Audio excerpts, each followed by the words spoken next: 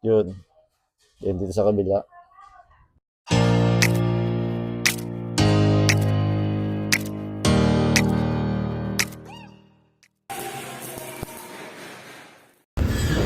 Ayun, meron tayo ditong convenience outlet na ikakabit. Tugang siya, white series na convenience outlet. Ano na rin siya, universal. Ibig sabihin, pwede na yung bilog or flat na plug ang ikabit dito or isaksak. Bali yung ito, meron na siyang existing. Papalitan lang natin. Ayan, ano yung outlet niya, nabasag na. Pero, paayusin na rin natin yung splice kasi ito yung live. Yung source niya, dito nakakabit. Apply niya. Ito, live pa to. Pag gagalaw kayo ng ganitong outlet o mag-replace kayo or magpapalit ng outlet, make sure nyo na naka-off yung circuit breaker para safe. Yan. Tapos, ito kasi pag ganito pati yung setup, hindi siya naka-pigtail.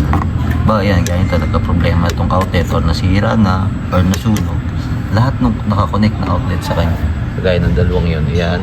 Tsaka yung sa kabilang dulo pa, wala na rin kuryente yun or hindi na rin gagana kasi nga dapat nakapigtil. Yan, iayos natin to para kahit magkaroon ng problema or masira yung outlet, meron pa rin connection yung mga outlet na natitira o yung nakakonect dito. Yun. Tapos isa pa, advantage pag nakapigtil, hindi siya prone mag-overload kasi kung ganito, halimbawa ito, di ba, nakatusok lang dito sa outlet na to.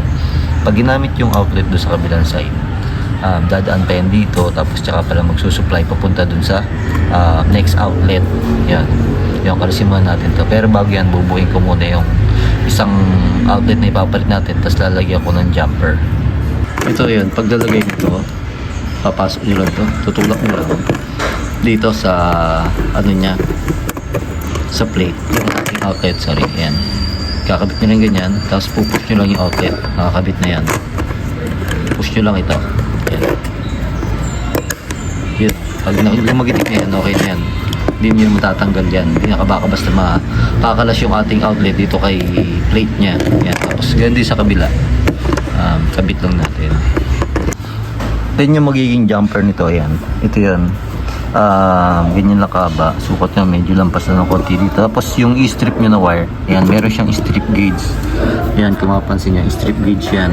Ibig sabihin, hanggang ganyan lang kahaba yung wire na i-strip nyo para pag sinuot nyo tong jumper natin or yung wire dito sa outlet natin, wala siya nakalabas na copper.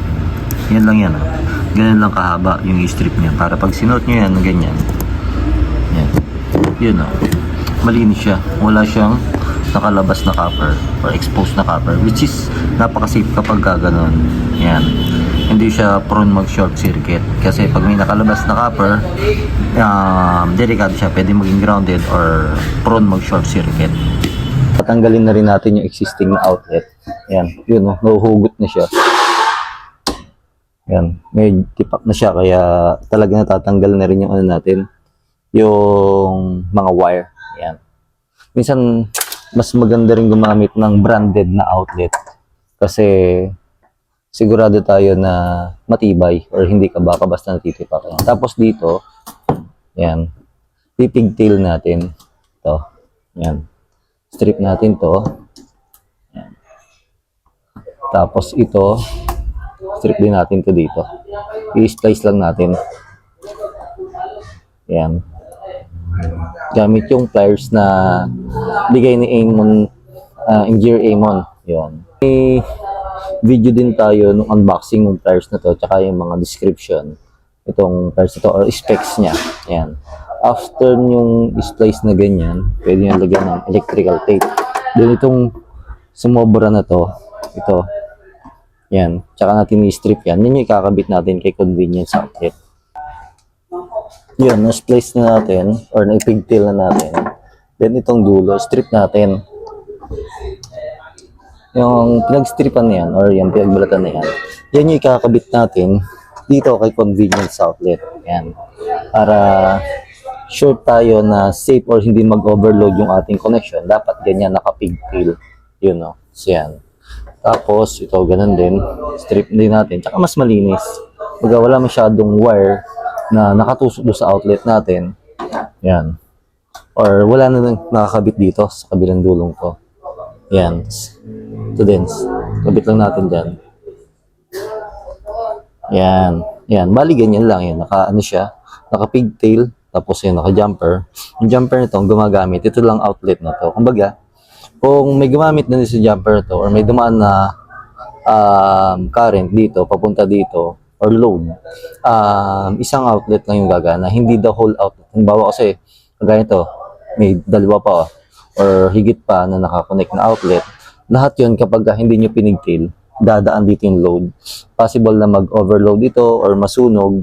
Yan. Yun yung risk nun kapag hindi nyo ipinigtail yung outlet, yung connection ng wire natin dito sa outlet na to. Yan. Ready na yan for ano. Babalik natin. Test muna natin kung meron siyang current or may kuryente siya. Ngayon na ito. Check natin kung okay na siya. Kung may readings, both outlet. Yan. Lagyan lang natin itong test probe. Yun. Then dito sa kabila. Wait lang. Yan. Yun. May na-range siyang 225 to 226 volts. Ibig sabihin, good yung ating outlet. Yan. The rest, ganoon na rin yun. Kasi, naka-ano siya, naka-pigtail.